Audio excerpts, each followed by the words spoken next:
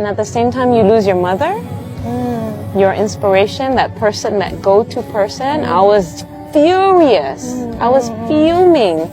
I was like, no, I don't believe in God anymore. What kind of God could be so evil to take away so many things? And at the same time, you know, people are like left, right. They're like, your fault, you screwed up and you messed up and everything. And I was like,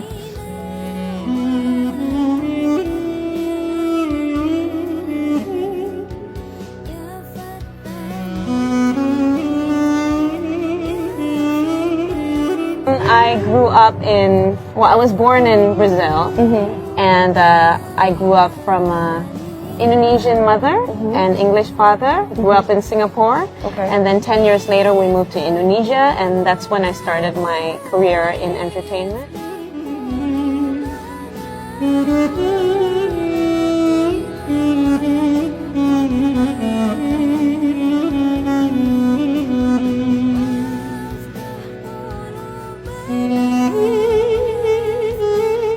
So when I was a younger kid in high school, I always questioned, who is God?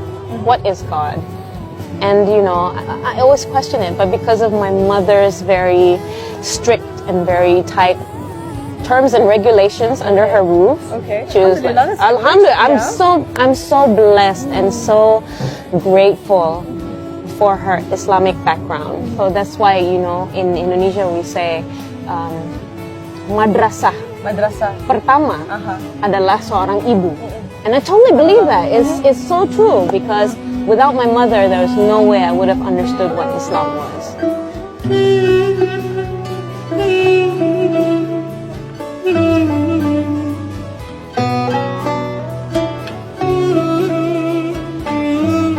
Allah took away my father. That was the same time I went through my first divorce.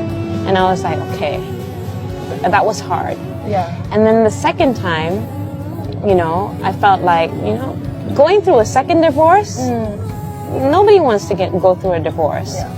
And at the same time, you lose your mother, your inspiration, that person, that go-to person. I was furious.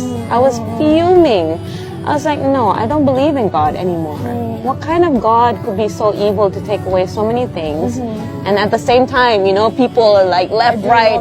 They're like, your fault, you screwed up and you messed up and everything. You know, while I was going through these difficult times of divorce and then being in the spotlight and, you know, people publicly judging you for the decisions that you've been making. Yeah. It was painful. It was a difficult time, Difficult time, and I was so angry at Allah. I was so angry at whoever this God was. I mean, I was born a Muslim. Yeah. But I never really embraced Islam.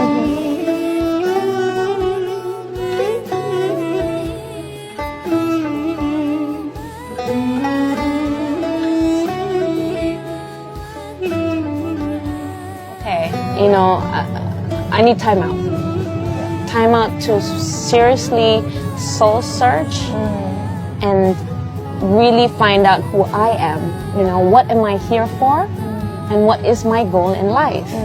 These three questions that kept on haunting me and kept on playing in my mind, morning, day, and night.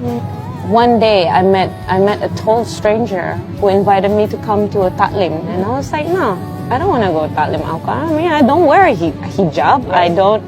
I'm not comfortable. This is not where I want to go. But for some reason, she kept on smiling, and she's like, here's my number, you know, if you're interested.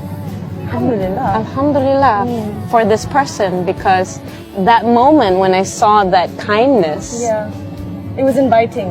That expected nothing. You know, you don't have to come. It's not for me, it's for you. Okay. And I was like, this is interesting. You know, I'll just go because I'm curious. Okay. And I went. The ustad was, for me, just hit me in all the right places. Okay. Answered all my questions, and I'm very critical.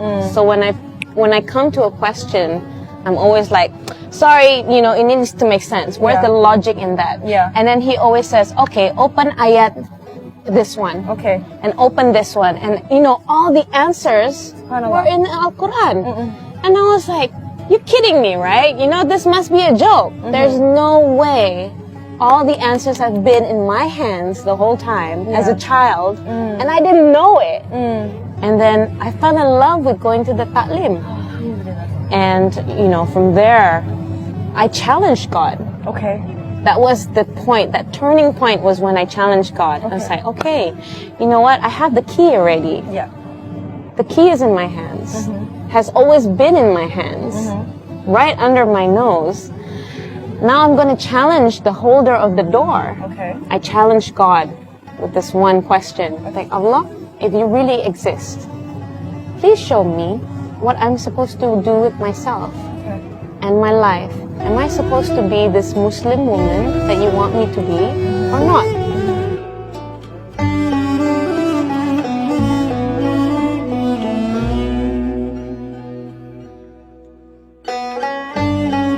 So after Salat Tahajjud and then Salat Subuh, I opened the Al-Quran randomly to show me a sign of what I'm supposed to do. It's straight direct to you. Direct to me. Yeah.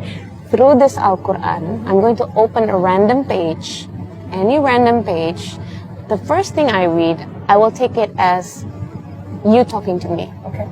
My eyes turn to Surat Al-Azab, ayat 59, Okay. which said, you read it. I got goosebumps. No, you need to read God, it. You okay. did, because that's what happened to me and I bawled out. I was like, okay. So, verse 59 from Surah Al-Azab says, O Prophet, tell your wives and your daughters and the women of the believers to bring down over themselves part of their outer garments that is more suitable, that they will be known and not be abused.